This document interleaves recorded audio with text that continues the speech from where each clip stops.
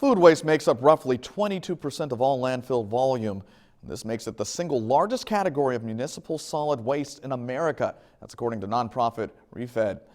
Well, the Indiana Food Scrap Initiative reports that in 2018, nearly 450,000 tons of material was composted in Indiana. Only about 7,000 tons of that material was from food waste. We told you on News 10 First at 5 about how Baesler's Market is working to support the environment. News 10's Tilly Marlatt brings us more on how the store is turning food waste into compost.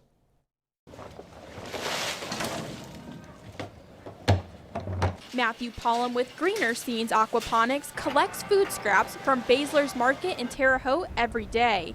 He uses a process called vermicomposting to turn these materials into a resource. Through vermicomposting, growing worms and soldier flies, we then turn the scraps into food for those animals. The byproduct is compost, but also a sustainable fish food.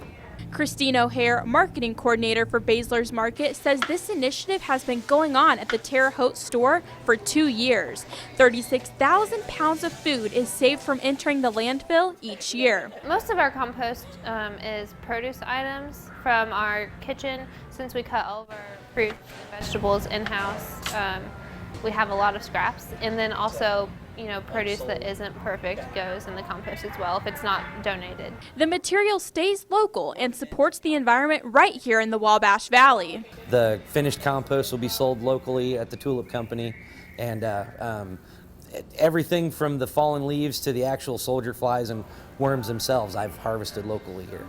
The process takes about 60 to 90 days from scraps to compost. Taking something that's a waste source and making it a resource is really what recycling is about. A small step towards a greener community. In Terre Haute, Tilly Marlatt, News 10. Vigo County residents had the opportunity